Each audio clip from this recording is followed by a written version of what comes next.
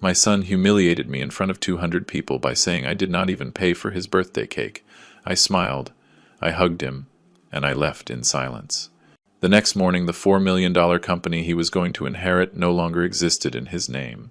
Before we continue, please subscribe and turn on the bell because we publish new stories every day. Leave a like and tell us in the comments what city and country you are watching from. My name is David Miller. I am 62 years old, and for 40 years I built something bigger than a company. I built a legacy for my son Michael. Or at least that is what I believed until that night in March 2024 when I discovered that the man I raised no longer existed. My story begins in the year 1985 when Emily, my wife, and I took out a second mortgage on the small apartment her parents gave us as a wedding gift. We were 23 years old, with no business experience, and a dream that many called madness. We wanted to start a food distribution company in Chicago. The first 5 years I worked 16 hours a day from Monday to Sunday. I loaded boxes personally. I drove the van. I visited every store, every bar, every restaurant in the Midwest. Emily got pregnant in 1987. I remember perfectly the day Michael was born. The 22nd of April, 1988. He weighed 7 pounds. He had his mother's dark eyes and a powerful scream that filled the entire room at City General Hospital. I held my son in my arms. I felt his little heart beating against my chest, and I made him a silent promise. He would never go through the hardships I went through. He would have everything I did not have. He would study in good private schools. He would wear new clothes. He would see the ocean.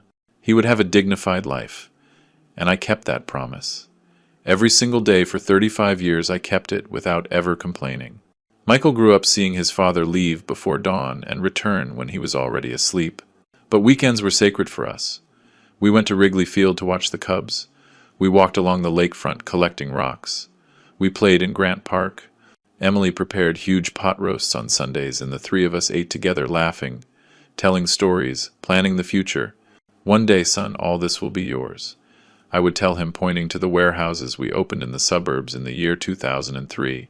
We will work together, you and I, taking the Miller name across America. My son studied business administration at the University of Chicago. It cost me almost $200,000 between tuition, books, housing, and personal expenses over 5 years. I never threw it in his face. Never. It was my obligation as a father to give him opportunities that I never had. When he graduated in 2010 with good grades, I immediately brought him into the company as an assistant manager. I wanted him to learn from the bottom up, to understand every department, every process, every sacrifice behind every invoice. The following years were probably the best of my life. Michael worked by my side every day. He learned fast. He asked smart questions.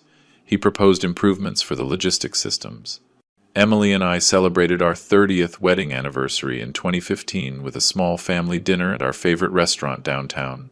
My wife took my hand over the white tablecloth and whispered with that smile that I had been in love with for 3 decades. We did it, David. We built something beautiful together. I did not know that we only had 4 years left.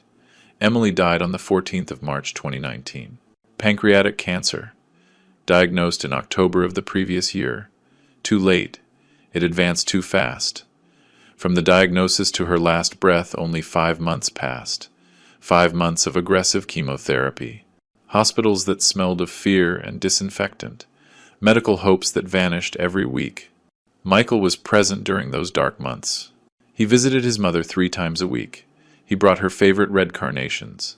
He sat by her bed holding her hand for hours, while I worked 12 hours a day to pay for experimental treatments that the oncologists already knew were useless. The morning Emily died, Michael and I were next to her in room 207. My wife opened her eyes for the last time.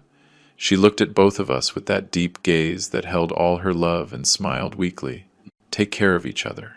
Those were her last words, barely a whisper. Then she simply stopped breathing. 32 years of marriage ended in that cold room smelling of medicine and withered flowers. The funeral was huge. Emily was loved by hundreds of people, company employees, old clients, neighbors from the old neighborhood, friends of a lifetime. Michael spoke beautiful words about his mother, about the strong woman who raised him with infinite love, about the exemplary marriage he witnessed for 35 years. He cried, hugging me in front of everyone. I also cried without shame. At that moment, holding him against my chest while he trembled with grief, I thought that at least we had each other, that the shared pain would keep us united as Emily would have wanted. The first months after losing Emily were absolutely devastating.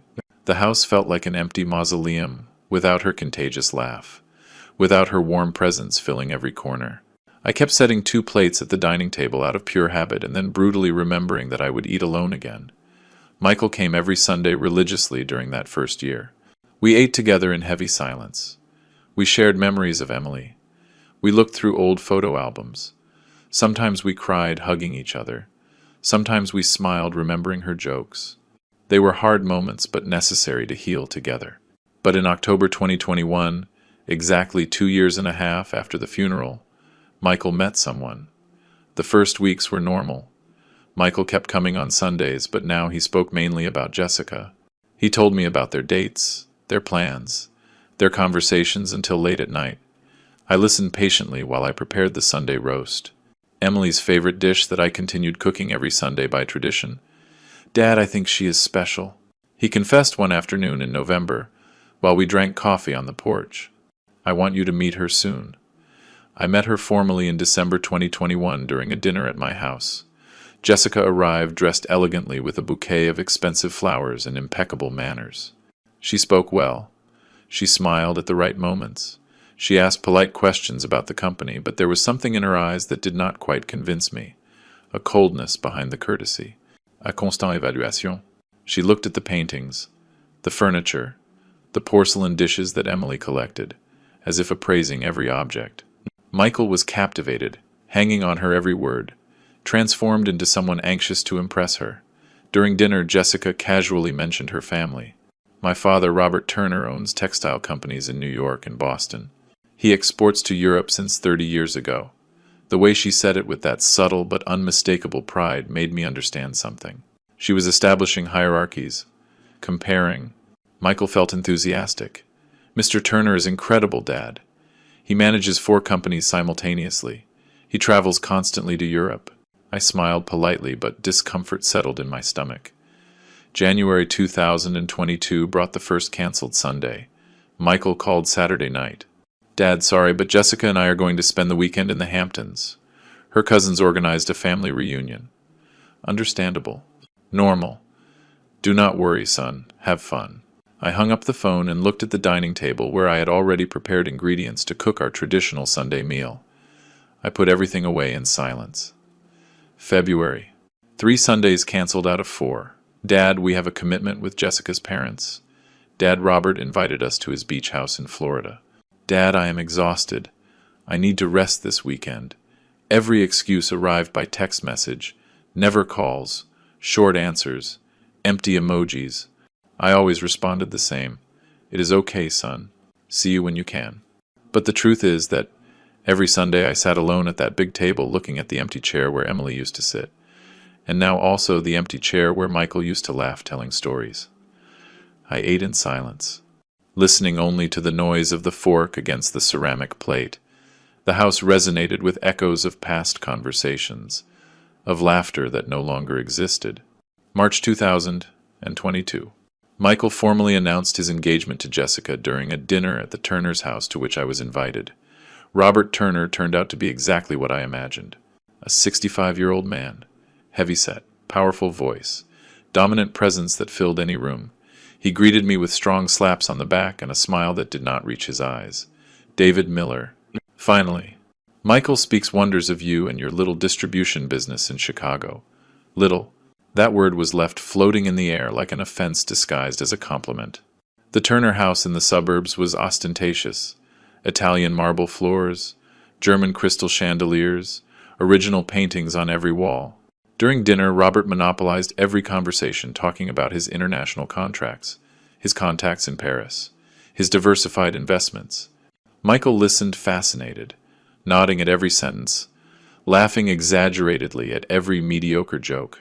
I remained silent, observing how my son made himself small in front of that man trying desperately to win his approval.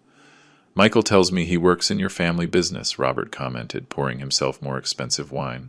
"How nice to maintain traditions, although the modern business world demands globalized vision." Disruptive strategies. Jessica smiled at her father with adoration. Michael nodded vigorously. Exactly, Mr. Turner. I have been suggesting to Dad to modernize some processes. He looked at me seeking validation. I felt a strange pang in my chest. April, May, June 2022. Family Sundays disappeared completely. Michael spent every weekend with the Turners. When I tried to call him, he answered hurriedly. Dad, I am busy, I will call you later. He never called later. Our conversations were reduced to brief exchanges about work matters. In the office, he was professional, efficient, distant. The affectionate son who hugged me spontaneously had been replaced by a polite employee. I started eating dinner alone permanently. I bought takeout because cooking for one made no sense. I sat in front of the television without paying real attention, simply needing noise to fill the overwhelming silence. The photographs of Emily on the mantelpiece seemed to look at me with sadness. Forgive me, I whispered sometimes. I do not know what I am doing wrong with our son. July 2022 brought a disturbing revelation. Michael arrived at my office accompanied by Robert without prior notice. Dad, Mr. Turner wants to see our facilities, to see how we operate. They spent 2 hours touring the warehouses, while Robert asked pointed questions about volumes, margins, suppliers, contracts, questions too specific for simple curiosity. Michael answered everything enthusiastically, revealing confidential information without thinking twice. October, November, December. The year 2022 ended with a Christmas dinner at the Turner's house where I was invited as a mere formality. Michael spent the entire evening glued to Robert discussing expansion strategies. Emerging markets, merger opportunities. Jessica hung from my son's arm, showing off a huge engagement ring. They had gotten engaged in November without Michael consulting me, or informing me in advance, or including me in the moment. I found out through a photo on social media that a cousin showed me. Congratulations, son, I told him over the phone that night. Thanks, Dad, he answered hurriedly before hanging up, saying he had guests. The year 2023 witnessed the definitive distancing. Michael married Jessica in April. A luxurious wedding at a country club with 300 guests where I occupied a side seat far from the main table. Robert gave an emotional speech about his new son, about the bright future that awaits them together. I was not invited to speak. I applauded politely. I smiled for the obligatory photos and drove back to the city alone, crying on the highway while remembering the boy I held in the hospital 35 years ago. The following months were a fog of loneliness. Michael visited the office. He worked efficiently but avoided personal conversations. Jessica never came to see my house. She never showed interest in her husband's family. Sundays became eternal days where I wandered through empty rooms speaking to photographs of Emily apologizing for failing our son. And then came March 2024. On March 10th, I received a digital invitation via email. Birthday celebration of Michael Miller. Saturday, March 16th, 8 p.m. The Grand Ballroom. Formal, cold, impersonal, like inviting a distant acquaintance. I called Michael immediately. Son, are you going to celebrate your birthday? I did not know anything. There was an awkward silence. Jessica organized everything, Dad. It is something big. Obviously you are invited. Something big. Obviously. Words that sounded hollow. Do you need help with the costs? I offered genuinely. I can help with the hall, the food, whatever you need. Michael let out a brief laugh. Strange. Do not worry. It is all covered. Just come and enjoy. He hung up quickly. I stood there holding the phone, feeling a dark premonition running down my back. On Saturday, March 16th, I dressed carefully. A gray suit that Emily had given me years ago. Navy blue tie. Polished shoes. I drove to the Grand Ballroom downtown. It was an exclusive place normally reserved for high-level corporate events. The parking lot was full of luxury vehicles. Mercedes, Audis, BMWs. I swallowed hard. I entered the hall and stood paralyzed. There were easily 200 people. Ostentatious decoration with gigantic floral arrangements. Professional lighting. Open bar with uniformed waiters. Tables covered with white linen tablecloths. Elaborate centerpieces. A huge screen projected photographs of Michael in a loop. Live music played by a jazz quartet. This had cost a fortune. Tens of thousands of dollars minimum. I looked for Michael. I found him surrounded by guests I recognized immediately. Robert's business partners, businessmen from New York, colleagues from the textile world. Very few familiar faces from my circle. Michael wore a very expensive Italian suit. He laughed loudly. He toasted with glasses of French champagne. Jessica shone by his side with a designer dress and dazzling jewelry. I approached slowly. "Happy birthday, son." Michael turned around. He saw me. His expression changed barely perceptibly. "Dad, you made it. Thanks for coming." A mechanical hug. Quick, without warmth. "This place is impressive," I commented, looking around. Michael smiled with pride. Robert insisted on doing something memorable. "Robert. Again, Robert. Let me introduce you to some people," he said, dragging me towards groups where he introduced me hurriedly before walking away.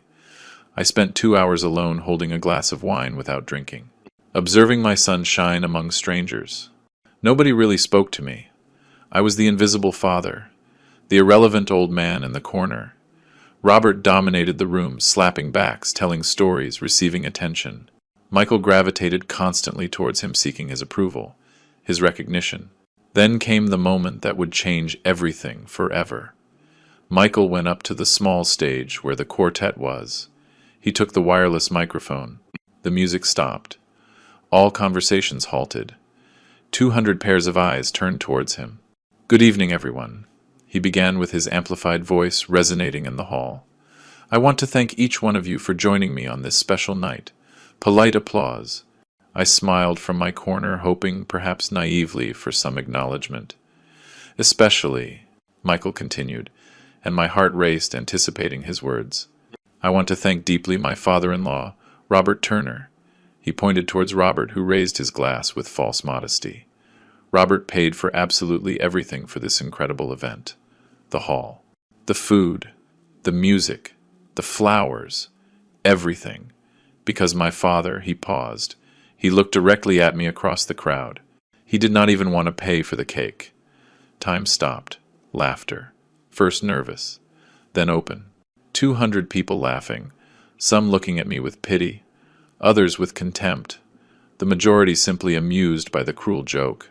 Robert smiled triumphantly. Jessica covered her mouth, pretending surprise. Michael kept holding the microphone, waiting for more reactions, enjoying his moment. For a few eternal seconds I could not move. My legs weighed tons. The air in the room became dense, unbreathable. I felt heat rising up my neck, burning in my cheeks. Tears threatened to flow, but something inside me, some vestige of ancient pride, refused to allow it. Not here, not in front of these people. I would not give that additional pleasure to Robert, who watched me with a victorious smile from his center table. So I did the only thing my battered dignity allowed me. I smiled. It was a forced smile, probably crooked, but a smile nonetheless. I left my glass on the nearest table with a trembling hand. I walked towards the stage, crossing the sea of guests who moved aside as if I were contagious. Every step required monumental effort. I walked up the steps. I approached Michael, who still held the microphone, looking satisfied. I hugged him. It was a cold hug, mechanical, lacking all affection. My arms surrounded his back rigidly while he reciprocated with superficial pats. "Happy birthday, son," I whispered close to his ear, low enough so only he could hear. My voice came out more broken than planned. Michael tensed slightly, perhaps detecting something in my tone, but he said nothing. I separated quickly. I turned towards the crowd. I maintained that forced smile a few seconds more. I nodded briefly as if accepting the joke, and I walked down from the stage. The music resumed almost immediately. Conversations resumed their course. I was irrelevant again. The moment of amusement had passed. I walked towards the exit without looking back, without saying goodbye, without seeking explanations. I crossed the luxurious lobby with legs that barely responded. I handed the ticket to the valet parking with trembling hands. I waited 5 endless minutes under the artificial lights of the building while my 2015 Ford sedan was brought around. A modest car compared to the luxury German vehicles surrounding the parking lot. I got into the car. I closed the door. I started the engine. I drove towards the exit slowly, professionally. I turned left, joining the night traffic of Chicago. It was 11:15 at night, Saturday. The city glowed with youthful life. Groups of young people laughed on the sidewalks. Couples walked holding hands. The world continued normally while mine crumbled. I drove aimlessly. I passed through downtown. I crossed the bridge over the river. I took empty avenues towards the outskirts. My hands gripped the steering wheel with painful force. I was breathing heavily. The knot in my throat grew unbearable. Finally, on a dark residential street, I stopped. I turned off the engine. Absolute silence. Only the distant sound of some television on in a nearby house. I looked forward, seeing nothing really, lost in the void. And then I broke completely. I cried, like I had not cried since Emily's funeral. Deep sobs. Violent, heartbreaking shakes that racked my whole body. I hit the steering wheel with helplessness. I screamed inside the closed car. 40 years of work, sacrifices, unconditional love, reduced to a cruel joke in front of 200 strangers. My son chose to humiliate me publicly, to win the approval of a man who openly manipulated him. Tears fogged my glasses. I took them off. I left them on the passenger seat. I covered my face with both hands. I thought of Emily. "Forgive me," I whispered towards the roof of the vehicle. "I failed our son. I did not know how to protect him. I did not know how to teach him what really matters." I felt her absence as an open wound again. 5 years without her, and it still hurt like the first day.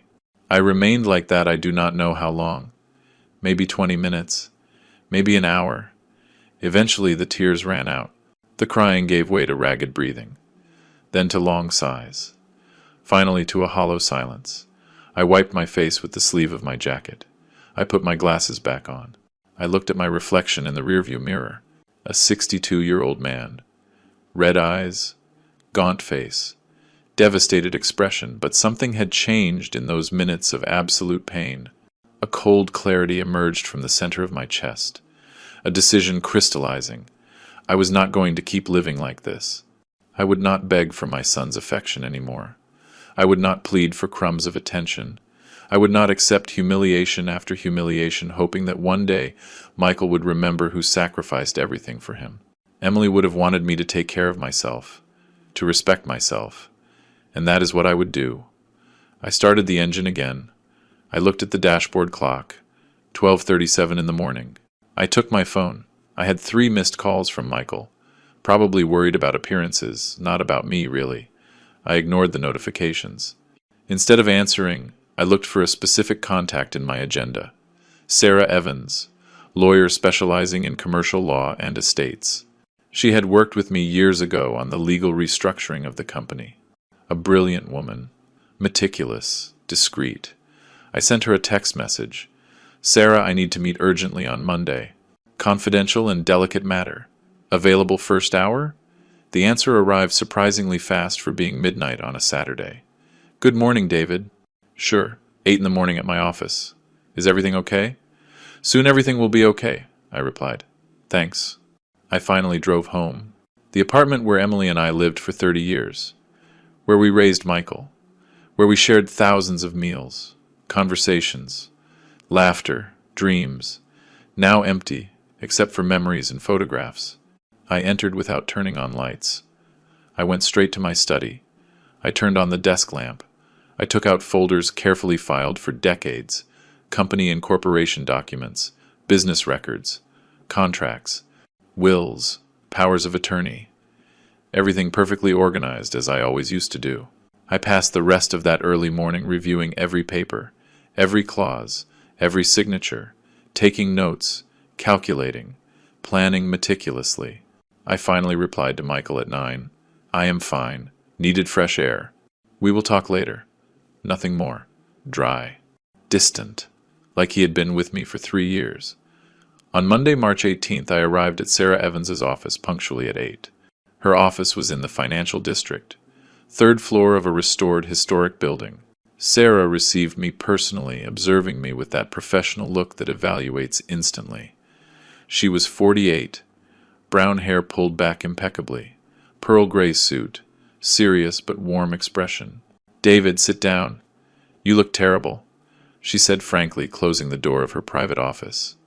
"Coffee?" Water? Coffee, please? She sat in front of me, crossed her hands over the dark mahogany desk. Tell me what is happening. I told her everything, from Emily's death to Jessica, Robert, the progressive distancing, and finally the public humiliation on Saturday. Sarah listened without interrupting, taking notes occasionally in her leather notebook. When I finished, she remained silent for a few moments, processing the information. I understand perfectly your pain, David. She began finally with a professional but understanding voice. But I need you to be brutally honest with me. What exactly do you want to achieve? The question caught me off guard. I want to protect myself. Protect what I built. Not allow Robert to use my son to absorb my company. Sarah nodded slowly. Are you willing to take drastic decisions that will permanently change your relationship with Michael? I looked out the window towards the street where anonymous people walked hurriedly towards their jobs. I thought of Emily, of the promises I made her, of the son I lost gradually. There is no relationship left to preserve, Sarah. He chose his path. Then let us act quickly, she replied, opening her laptop. First, I need full access to all the legal documentation of your company. Corporate structure, shares, powers granted, current wills, everything. Second, I want you this week to discreetly look for any suspicious document on Michael's desk. Preliminary contracts, agreements, correspondence with Robert. I need to know exactly what they are planning. I left that meeting with renewed purpose. Sarah had awakened something in me. Business survival instinct. For 40 years, I built that distributor from scratch. I would not allow it to be absorbed through family manipulation. That afternoon, Monday, I arrived at the office after 6 when most of the staff had left. Michael was still working in his office. I knocked on his door. Come in, he replied without looking up from his computer. I entered. Son, about Saturday. He finally looked at me. Guilty expression, but defensive. Dad, it was just a joke. I did not think you would take it so badly. A joke? He reduced my public humiliation to a joke. Michael, that joke humiliated me in front of 200 people, I said calmly, controlling my rage. But I did not come to discuss that. I came to ask you. Are you happy working here? He seemed confused by the change of subject. Of course, Dad. Why do you ask? Simple curiosity. Lately you seem distant, uninterested. Maybe you prefer to explore other opportunities. He tensed visibly. No, not at all. This company is my future. You know that. Your future. Not our future. His future. I am glad to hear it. Then I expect greater commitment from now on, I said firmly before leaving. I needed him to believe that everything continued normally while I investigated discreetly. The next day, Tuesday, I took advantage of Michael going to an external meeting with clients. I entered his office with the master key that I, as the owner, possessed. My heart was beating rapidly. Searching my own son's desk made me feel dirty, but it was necessary. I opened drawers carefully. Pens, business cards, routine invoices, nothing relevant. I checked his filing cabinet, standard contracts, monthly reports. I turned on his computer, but it required a password. I could not risk it. Then I saw a manila folder semi-hidden behind his monitor. I took it. Inside were printed drafts of legal documents. The titles froze my blood. Business Merger Proposal Miller-Turner, Post-Integration Financial Projection, Consolidated Administrative Structure. I read quickly, photographing every page with my cell phone. The plan was simple but devastating. Robert proposed acquiring my company through what they called a friendly merger, taking advantage of my advanced age and natural desire to retire. Michael would be named regional director with a fixed salary but without real power. Robert would absorb clients, contracts, employees. The Miller brand would disappear completely. There were printed emails exchanged between Michael and Robert since January 2024. 2 months of planning behind my back. Your father is old school.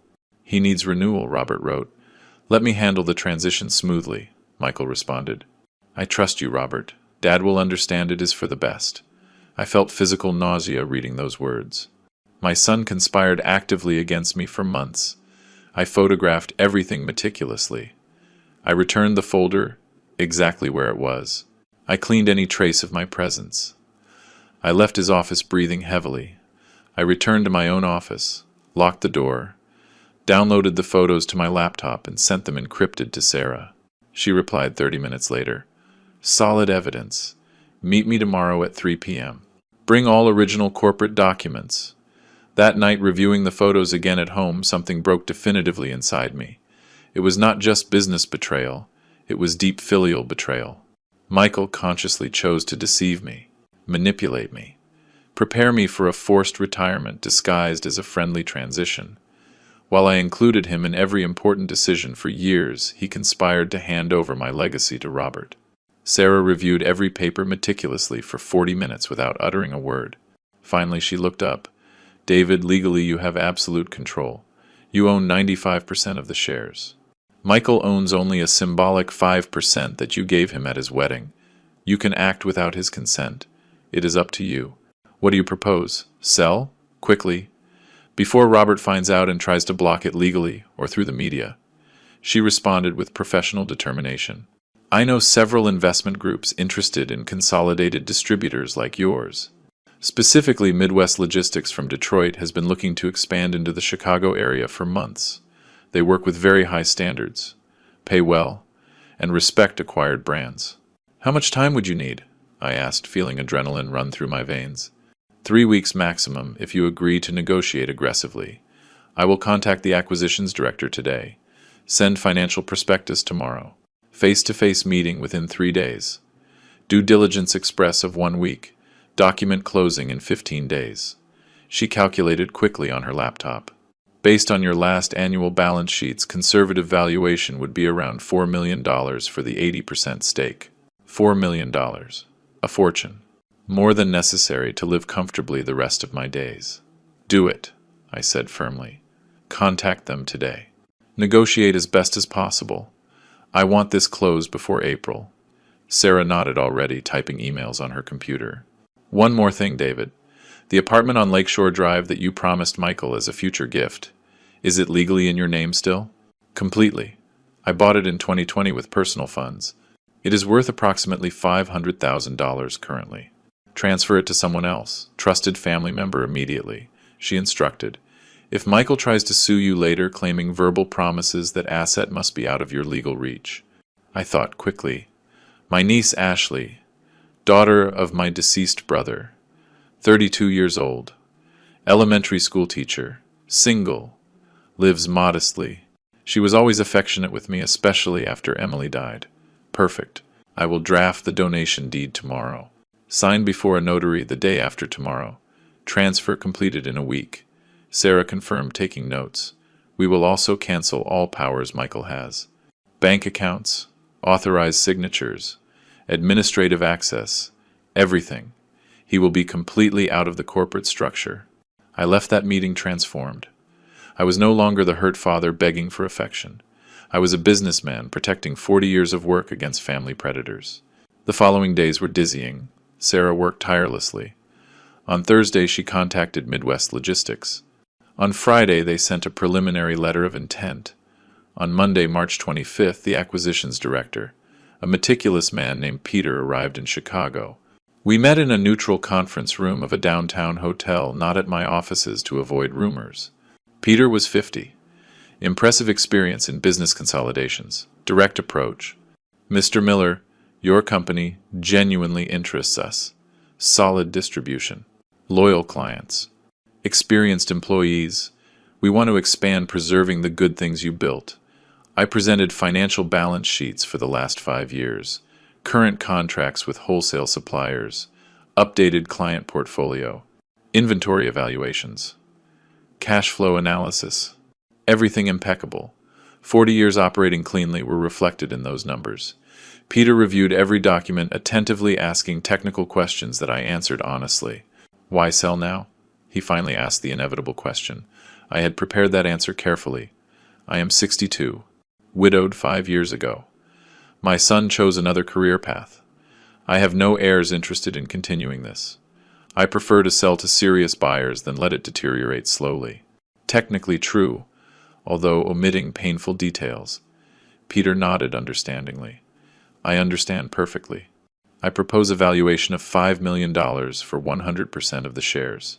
You retain 20% as passive investment if you want residual income.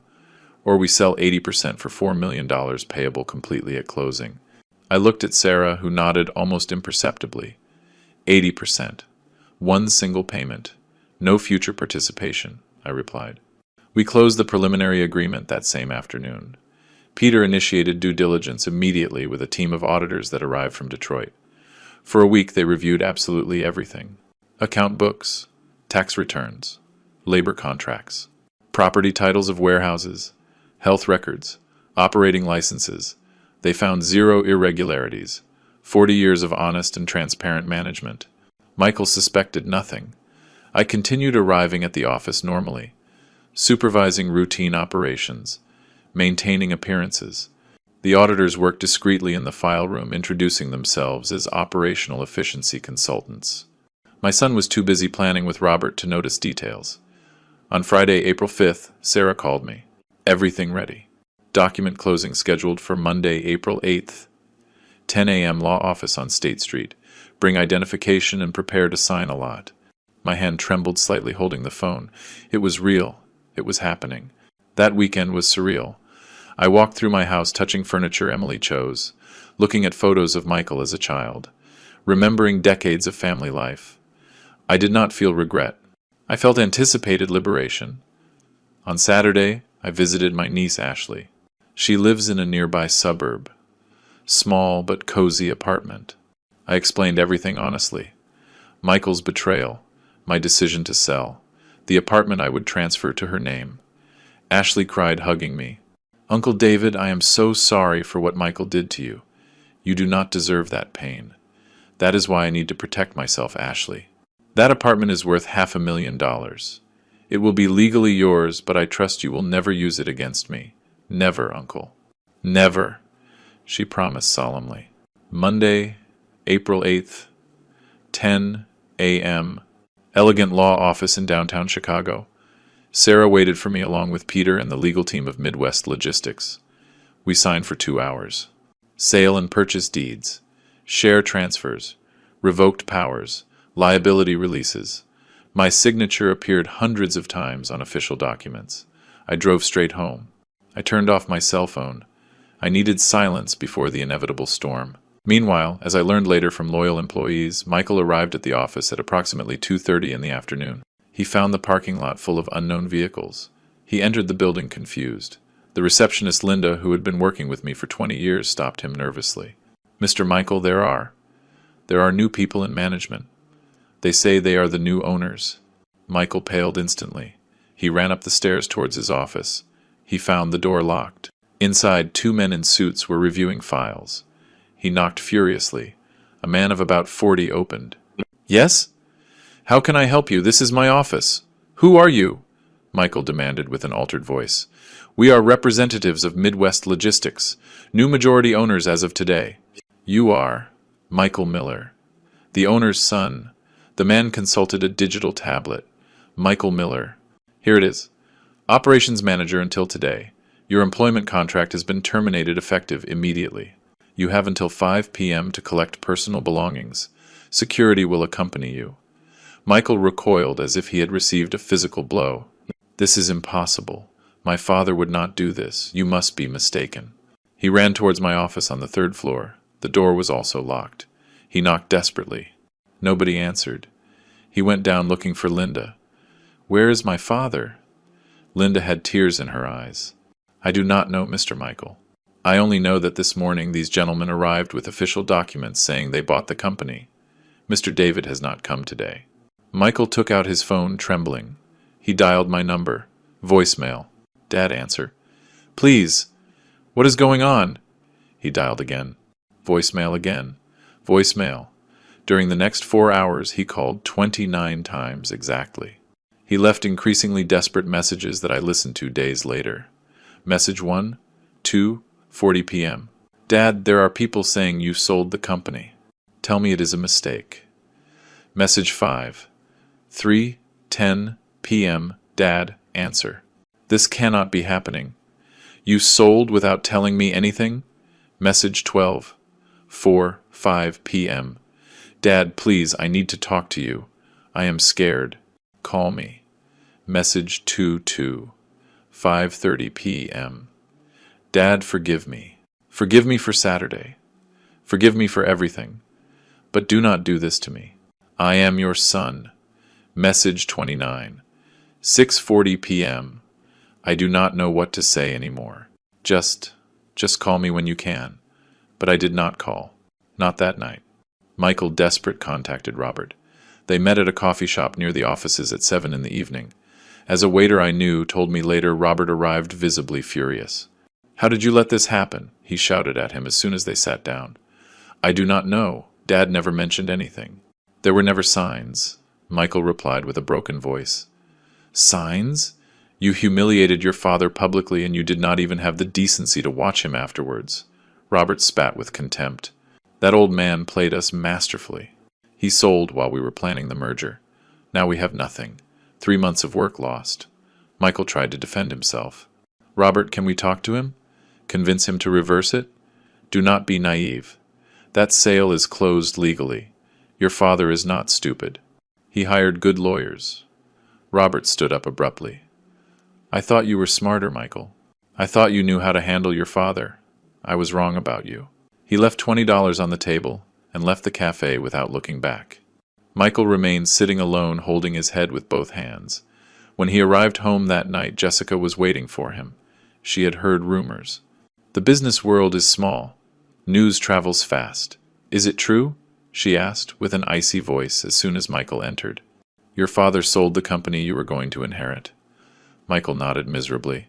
He sold 80%. I have no job anymore. There is no future inheritance. The silence that followed was crushing.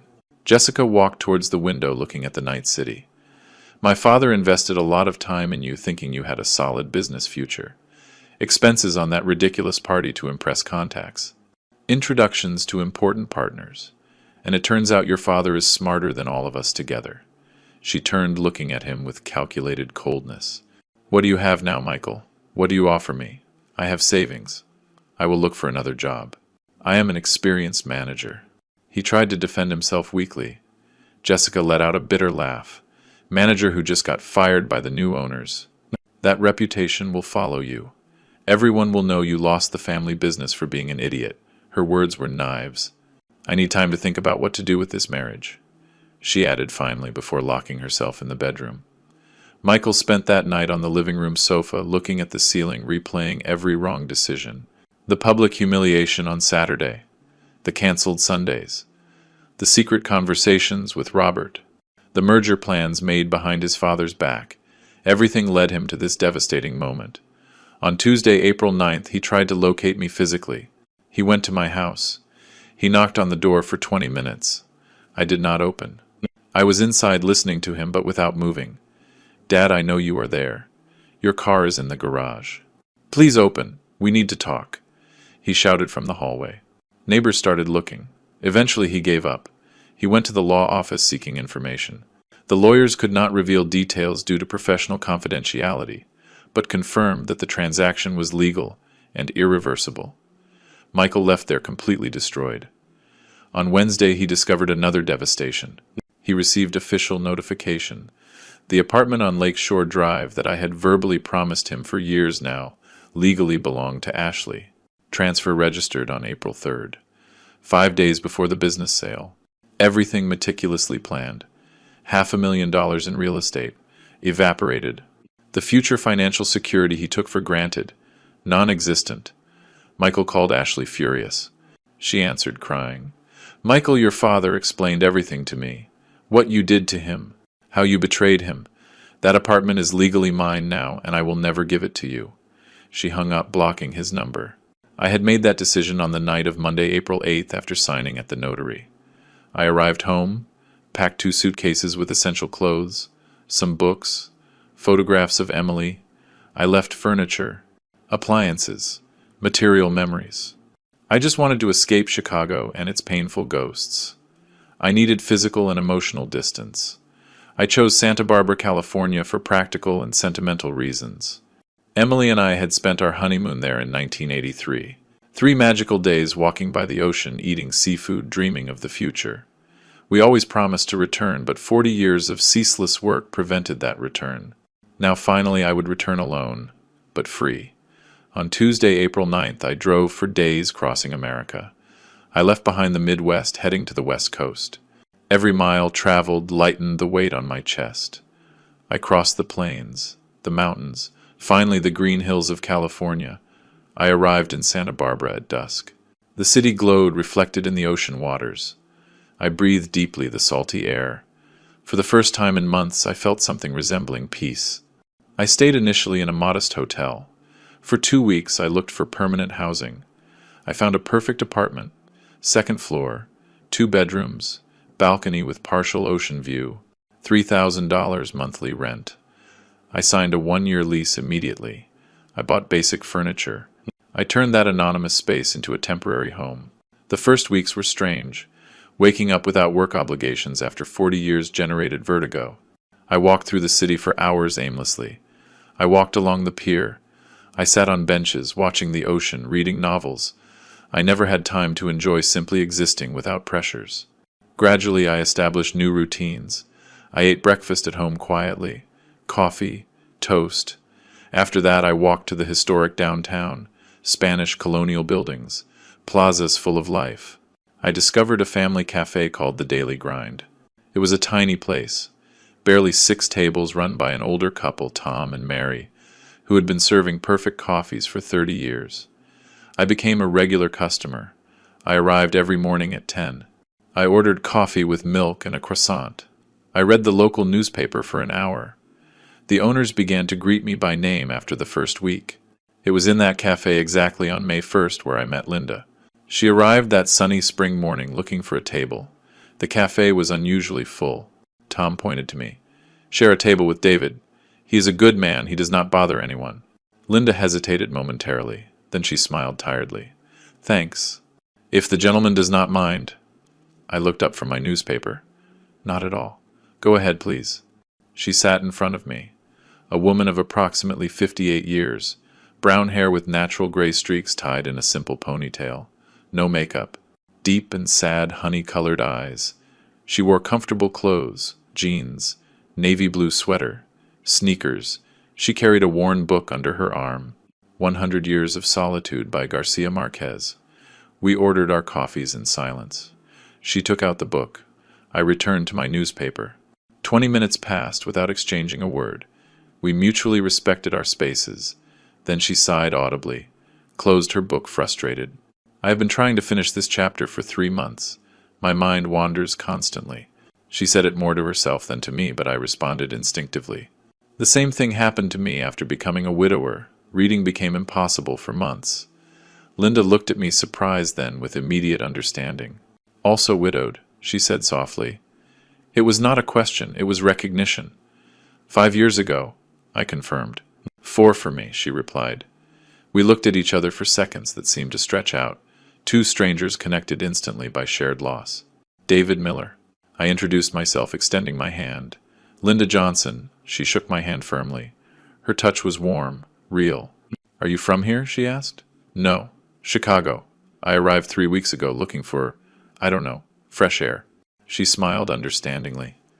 "I am from here. Retired elementary school teacher. Well, retired early after my husband James died. Heart attack in July 2020. 59 years old. Perfectly healthy. He went out for a run one morning and simply collapsed." Her voice breaking slightly. I told her about Emily. The cancer. The 5 agonizing months. "At least I could say goodbye," I said. "You did not have that chance." "I do not know what is worse," she replied. Saying goodbye, watching them suffer, or losing them without warning. We also talked about children. Linda had 2, a son, engineer living in Seattle with his own family, and a daughter, doctor working in Los Angeles. "Good kids," she said. "They call weekly, visit occasionally, but they have busy lives. I do not blame them." I noticed melancholy in her words. I told her vaguely about Michael, omitting painful details. In mid-May, Linda invited me to hike in the hills. "I need exercise and company. Walking alone depresses me," she explained. I accepted immediately. We climbed the green hill, breathing fresh air, stopping frequently to admire spectacular views of the bay. At the top, sitting on a wooden bench looking at the infinite ocean, Linda asked softly, "David, what really brought you to Santa Barbara? There is deep pain in your eyes that goes beyond widowhood." I hesitated. I had been avoiding that conversation for 6 weeks, but something in Linda's sincerity made me trust her. I told her everything. Michael, Jessica, Robert, the public humiliation, the secret sale, the escape. Words flowed uncontrollably. Linda listened without interrupting, holding my hand when my voice broke. When I finished, she remained silent for long minutes, processing. "You did the right thing," she said finally with absolute firmness. "You protected your dignity. Your son chose to betray you consciously. The consequences are his, not yours." Tears sprang from my eyes. "But he is my son, Linda. What father does this? A father who respects himself," she replied. "Emily would want to see you happy, not begging for crumbs of affection." Those words released something inside me. I cried openly while Linda hugged me. After 40 years holding everything together, finally I allowed myself to collapse in the arms of someone who genuinely understood. June came transforming us. Linda and I were inseparable. We had breakfast together, walked daily, attended small concerts, cooked simple dinners in my apartment or hers. It was not passionate, youthful romance. It was mature companionship based on mutual respect and shared experiences of loss. One afternoon in mid-June, exactly the 17th, my doorbell rang unexpectedly. It was 6 in the evening. Linda was with me. We had cooked fish for dinner. I looked at the intercom, confused. "Who could it be?" I murmured. I pressed the button. "Yes." Silence. Then a broken voice. Unmistakable. "Dad, it is Michael." My heart stopped. Linda looked at me alarmed. "Do you want me to go?" she whispered. I shook my head. "Stay, please." I breathed deeply. "Come up," I said, pressing the button that unlocked the main door. 2 eternal minutes later, they knocked on my door. I opened slowly. Michael was in front of me. Unrecognizable. He had easily lost 20 pounds. Deep circles under his eyes, unkempt beard, wrinkled clothes, devastated expression. He seemed to have aged 10 years in 2 months. "Dad," he whispered with a broken voice. His eyes filled immediately with tears. He tried to hug me. I took a step back instinctively.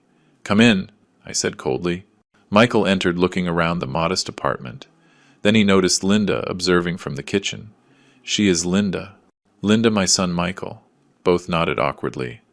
"How did you find me?" I asked with a controlled voice. Michael swallowed hard. "I hired a private investigator. It cost me 6 weeks to locate you." "Dad, I need to talk to you. I need to explain." "There is nothing to explain," I interrupted. "Everything is perfectly clear. Now tell me what you want." "Sorry," said Michael, falling apart. He literally knelt in front of me, sobbing. "Forgive me, Dad. I was an idiot, a terrible son. Robert manipulated me. Jessica blinded me.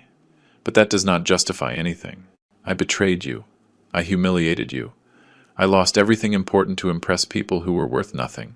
His words came out broken between violent sobs. I looked at my son kneeling, destroyed, begging. Part of me wanted to hug him, forgive him, restore what was lost. But another part, stronger, remembered every lonely Sunday, every empty excuse, every moment where he chose Robert over me. I remembered 200 faces laughing while he humiliated me publicly. "Michael, get up," I ordered firmly. He obeyed, trembling. I looked him directly in his red eyes. "You lost the right to call me Dad when you abandoned me after your mother died. For 5 years I needed you. I called you. I invited you. I cooked for 2, waiting for you Sunday after Sunday. Do you know how many times you appeared? 3 times in 2 years. 3 miserable times." I know, he moaned. "I was selfish. I was blinded by ambition." I interrupted. "You chose to impress Robert while I ate alone every damn weekend looking at your mother's empty chair. Now you come here seeking what exactly? Forgiveness? Money? Restoration of inheritance?" "I just want you back," he cried. "I lost everything, Dad. The company, the apartment. Jessica left me 3 weeks ago. Robert does not speak to me. I am working as a junior manager in a logistics company earning minimum wage. I live alone in a rented apartment. But none of that matters. The only thing that matters is that I lost my father for being an idiot. You did not lose your father, I said with a calm but firm voice. You abandoned your father. There is a substantial difference. I looked for you tirelessly for years. You ignored me systematically. The consequences of your actions are yours exclusively. Live with them. Linda watched silently from the kitchen, tears running down her cheeks. Is there no chance to fix this? Michael pleaded desperately. None? I looked at him for a long time. Michael, you are 36 years old enough to rebuild a life independently. Learn from this. Value those who love you unconditionally, before losing them permanently.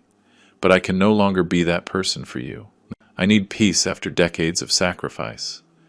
Michael looked towards Linda, seeking perhaps an ally, but she simply shook her head gently. Your father deserves peace, she said with compassion but firmness. Respect that at least. Michael nodded, defeated. Can I call you occasionally? Know that you are okay? I considered the question carefully. No. I need to close this chapter completely. Find your own way without depending on me. I extended my hand formally. Michael shook it, trembling. Then he tried to hug me one last time. I allowed the hug, briefly feeling his body shake with sobs, but I did not reciprocate with affection. It was a hug of definitive farewell. Take care, Michael, I said, separating myself. That is all I can offer you. My son left the apartment walking like an old man. Linda closed the door behind him. She hugged me immediately while I processed the encounter. You did the right thing, she whispered. It was incredibly difficult, but right. I nodded against her shoulder, allowing myself to feel the sharp pain of that definitive closure.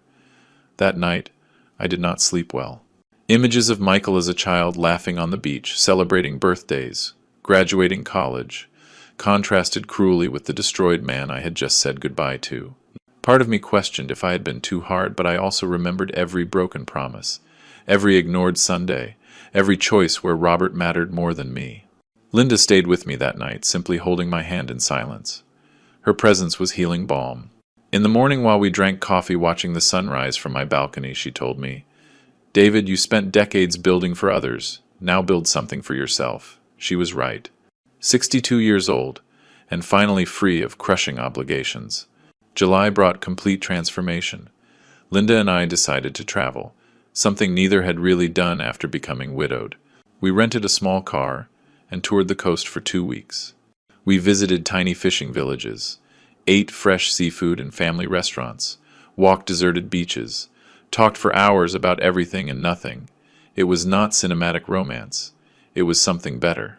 Genuine companionship between two mature souls who perfectly understood the value of simplicity. One afternoon, sharing a bottle of wine, watching the ocean, Linda took my hand. Thanks for letting me join you in this, she said softly. Thanks for reminding me that I can still be happy. I kissed her forehead. Thanks for appearing exactly when I needed to believe in human connections again. August. We returned to Santa Barbara renewed.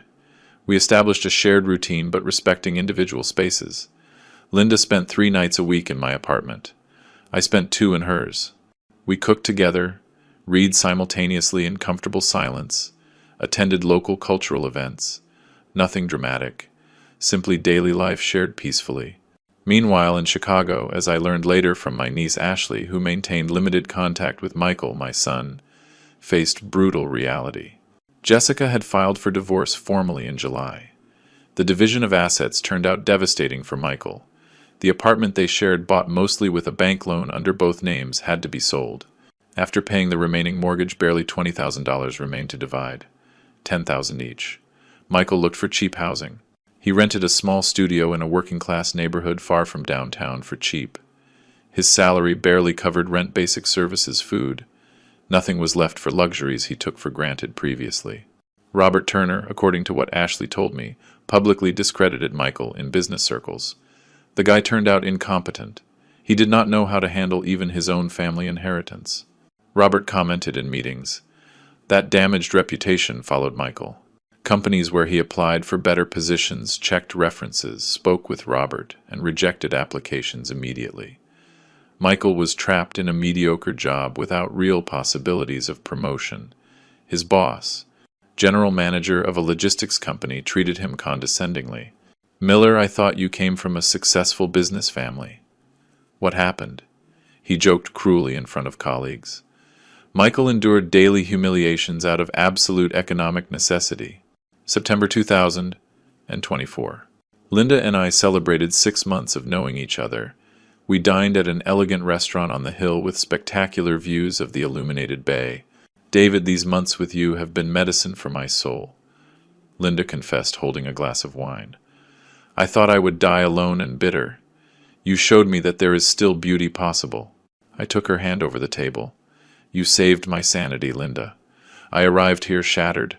You helped me remember who I am beyond a failed father. That night, walking along the pier under stars, Linda asked, "Do you ever think about Michael?" Honestly, I replied, daily, but no longer with sharp pain. Rather with melancholy for what could have been and will never be. I made peace with that loss. Do you think he will learn? She insisted. I sincerely hope so, although it will probably take a long time to fully understand what was lost. My life now is radically different. Waking up without urgent alarms, without crushing business responsibilities, without ungrateful children demanding attention. I simply exist peacefully. Linda and I have built a beautiful routine.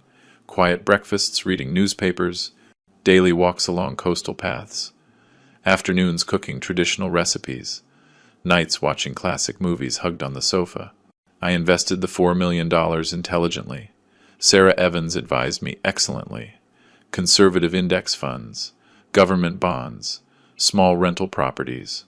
I generate monthly passive income of approximately $5,000 without working, more than enough to live comfortably.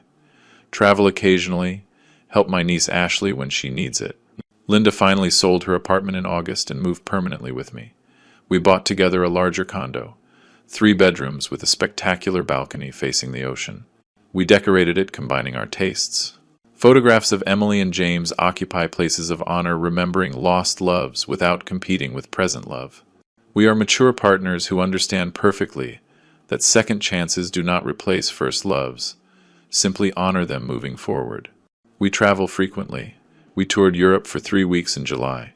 We plan to visit Italy next April.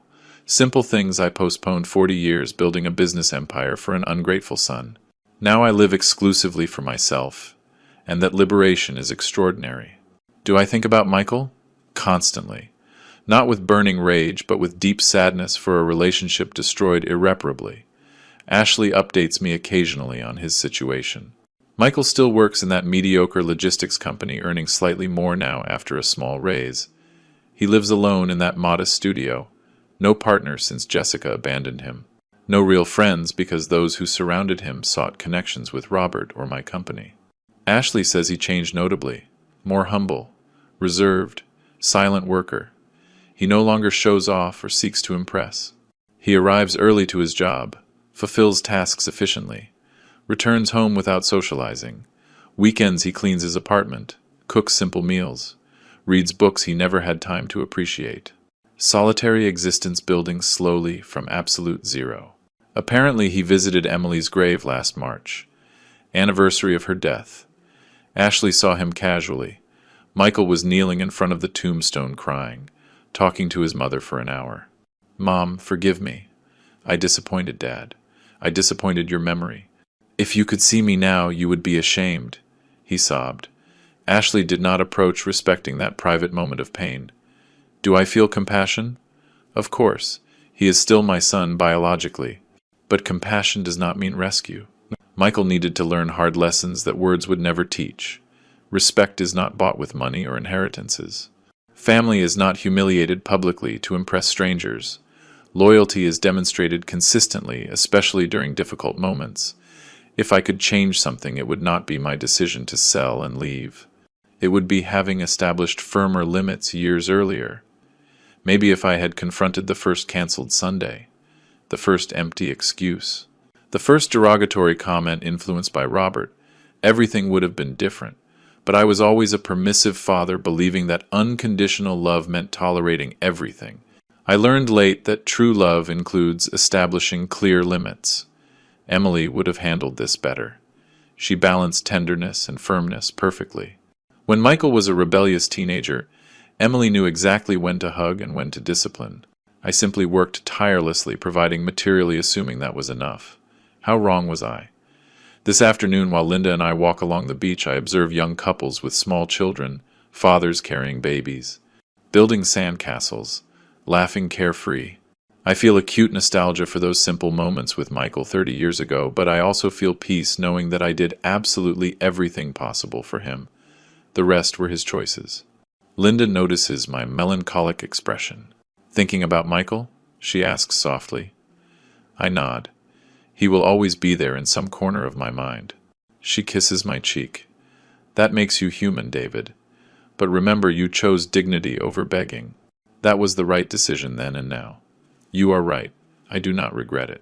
If Michael appeared tomorrow, having genuinely learned, having changed deeply, maybe we would talk civilly, but I will never restore what was lost. That trust, that unconditional father-son love died that night in March, along with my illusion of an ideal family. Now I have something different, but valuable.